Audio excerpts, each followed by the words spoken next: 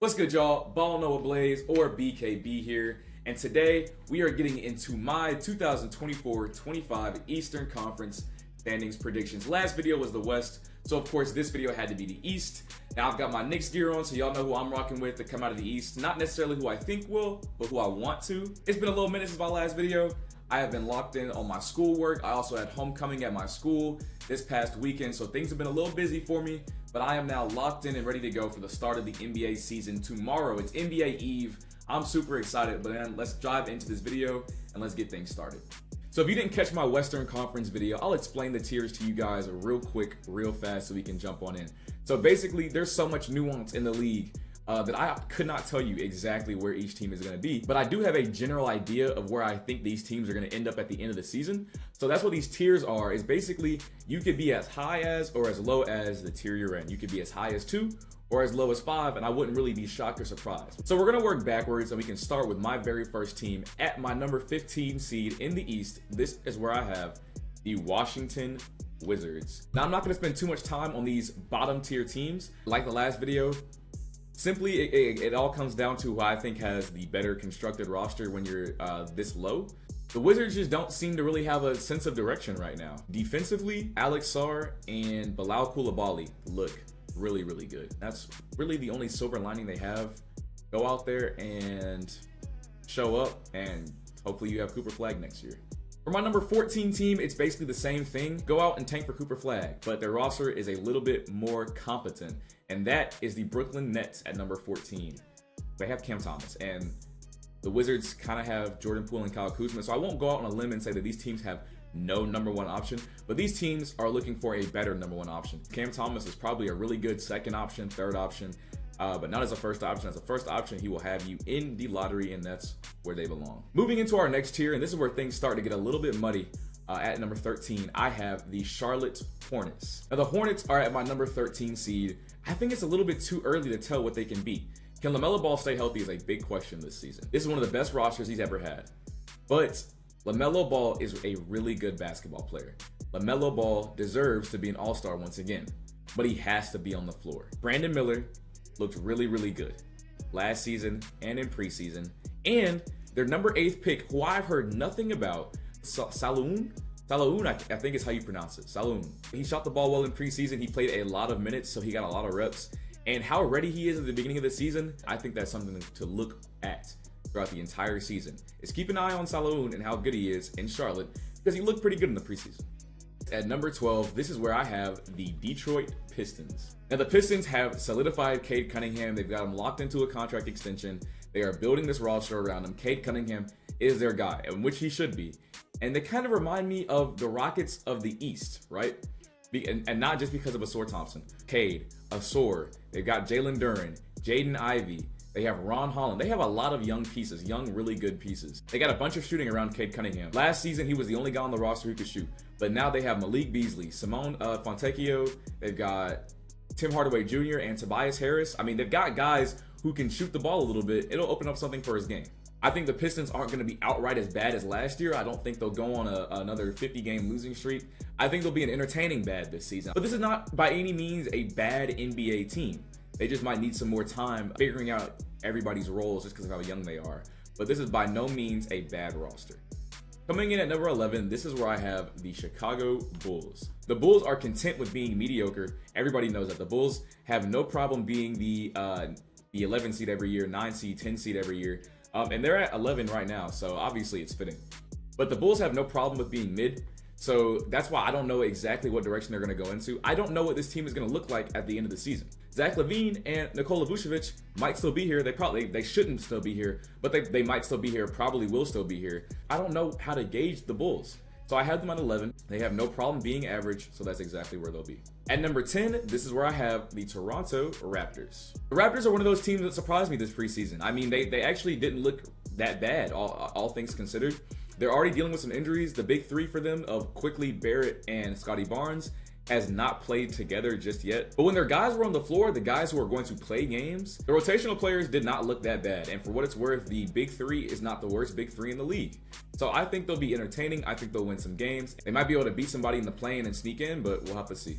At number 9, this is where I have the Atlanta Hawks. I actually really like this Hawks roster. They have a very nice squad of both defense and shooting around Trae Young, which are the two biggest things that you should have around a really good shooter who cannot play defense. Is you should have more shooting and a lot of defense. And they have that. Because of the way people are talking about this draft class, people think that this draft class is bad. And that's not the case at all. This draft class has a lot of players, and Zachary Richardson was the #1 pick for a reason. He had a very, very good preseason. He looks like he's ready to come in and contribute to this team out of the gate, and that's something that they'll need to stay high in the standings. So that rounds out my lottery. Starting with my top 8, my number 8 seed is the Orlando Magic. Paolo obviously was an all-star last year. He looked good in the playoffs. Paolo is Paolo, and we know Paolo is really, really good at basketball. But it's the other things about the Magic that have led to them having some woes and question marks about their team. While last year they couldn't shoot at all, they've always been really good defensively. And that's why I really like the addition of KCP, because he's going to come in and play defense, and he's also going to alleviate your shooting troubles. So you don't have to bring in a shooter that can't play defense. You need to go get a guy who fits with your team. And I think KCP does that dramatically. My only gripe is that KCP feels like the only positive shooter on this team. Pretty much this entire calendar year of 2024, Franz Wagner has not been able to shoot. After shooting 17 for 92, 18% from three-point range after the All-Star break. He also shot 9 for 34 in the playoffs last season and 7 for 35 in the Olympics, and he went 0 for 7 in the preseason. He has been abysmal shooting the ball, and he has to be able to shoot to be Paolo's #2 because Paolo can't shoot. So if Franz figures out his jumper, I think the Magic actually can move from the standings and go back to that like 5 range. What I've seen so far, Franz might hinder them at the beginning of the season when he's still finding his shot. Coming in at number 7, this is where I have the Cleveland Cavaliers. Now, Evan Mobley has looked fantastic on defense the entire preseason. He does look like he was already good, but he looks like he's taken another leap defensively. So that's really good. Donovan Mitchell is Donovan Mitchell, and Darius Garland is still a competent #2. But the biggest thing for me is that when all these guys are on the floor together, at least in the preseason this year, it did not really look good. The defense has been like really, really bad, oddly enough. Even though they have Evan Mobley and Jarrett Allen back there, but I think those problems will get fixed, and I think there's a chance that they could end up comfortably in the playoffs at the end of the season. But right now they are a play-in team just because from what I've seen so far, I think the other 6 teams remaining are better. My number 6 seed is the Indiana Pacers. The Pacers made the Eastern Conference Finals last season. I do think that was a little fluky, but they are getting reinforcements. They did not have Bennedict Mathurin in the Eastern Conference Finals series against the Celtics, but they are getting him back, so I'm excited for that. Mathurin had a really, really good preseason, and I think he's definitely going to help them out on the scoring load. He's shown that he can be a viable #3 option next to Tyrese and Pascal, and that's something really exciting for Pacers fans. Now, the biggest problem for them, and this is not a new problem at all, and they need to address it either by trade or by next offseason, is, man, they still do not play defense. They can't guard anything, and really, their starters can't guard anything, which is funny. Now, it was just preseason, so I don't want to put too much stock into it, but the starting lineup actually had a worse defensive rating than like everybody else. That's the bench and even the guys who are not even gonna get a contract. They weren't known for playing defense, so it's not like it's something that needs to be we need to be shocked or concerned about because they couldn't play it before. So I didn't really expect them to come into things and be able to play defense all of a sudden. They still are abnormally bad on the defensive end. So we've got our top 5 teams left, and at my number 5 spots, I have the Miami Heat. Ladies and gentlemen, it's a Jimmy Butler contract year. We are going to see Jimmy Butler be playoff Jimmy throughout the entire regular season. Finally, Jimmy's been taking things seriously. He did not come to Media Day with the extensions or the emo look. He came to Media Day as Jimmy, and he played the preseason like it was regular basketball. He looked like he cared out there, and hopefully that carries over to the regular season because that basically defines the Heat season. The pace has actually looked a little bit faster, and that's one of the things that does carry over from preseason to the regular season is pace. Now they've got some roster questions because they are going to start the season with either Haywood Highsmith or Nikola Jovic as their starting 5. And no disrespect to them, I don't think you want either of those players as the guys for your starting 4 options. But they are coached by Erik Spoelstra, so I trust him. He's going to put the best guys in the best spots to produce the best results like he always does. My number 4 seed is the Milwaukee Bucks, and I think that'll be a very, very fun 4-5 matchup in the playoffs if it happens in Bucks versus Heat once again. Getting into why the Bucks are at my number 4, everybody but Dame and Giannis looked pretty bad in the preseason, and I don't think that'll carry over necessarily, but it does raise some concern, and with Chris Middleton out to start the season, it makes me a little bit more worried for the Bucks than I am for my top 3 teams. Giannis and Dame are still going to be them, but the rest of this roster needs to step up if the Bucks want to be champs.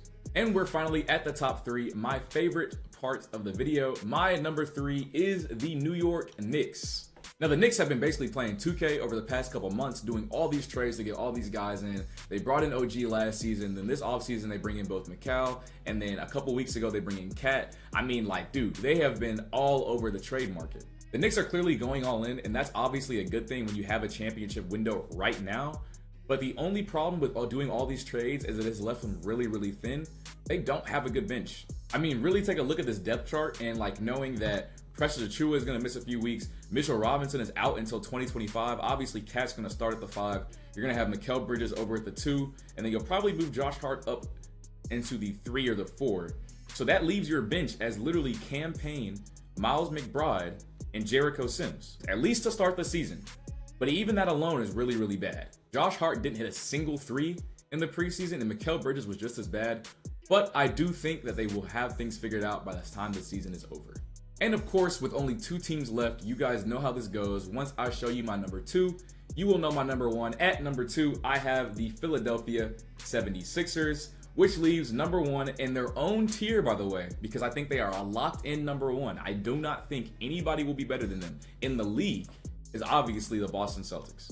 Now, ironically enough, with Boston having their own tier, I don't feel like I need to explain too much why they're at number 1. They just ran back a championship team. I have no reason to believe that they will take any type of step back. Now, the Sixers do go all the way from number 7 last season to my number 2 seed this season. Obviously, they had some health issues with Joel Embiid last season. Hopefully, he'll stay healthy this year. But bringing in Paul George just makes everything a lot more comfortable for guys like Tyrese Maxey and Embiid. On the nights when Joel Embiid is not feeling 100%, you can notice it on the floor. He tends to like jack shots up and like not go down to the post and be this dominant force like we know he can be. But a guy like Paul George is just coming in to alleviate pressure. They've been a contender, and all they did was add a really, really good plug-and-play piece like Paul George. All he has to do is come in, play defense, score, and play make. That's it, and that's exactly what he's going to do. Now, even though the Knicks are a very, very good team, I think when Embiid is playing, this team should be a step above them in the standings. If Embiid has a healthy season, Paul George stays healthy, and Tyrese Maxey stays healthy, they have a far better bench than the Knicks, and that'll set them apart. And that was it. Those were my 2025 Eastern Conference standings predictions. Right here for you once again. If you need it, is the 1 through 15. Man, I have to say it again. I think this is going to be one of the most competitive seasons we have ever seen in the NBA. The parity is unmatched. It's going to be just like last year. It's going to all come down to the final week once again, and I cannot wait. Season starts tomorrow. New video coming out tomorrow. But until then, peace.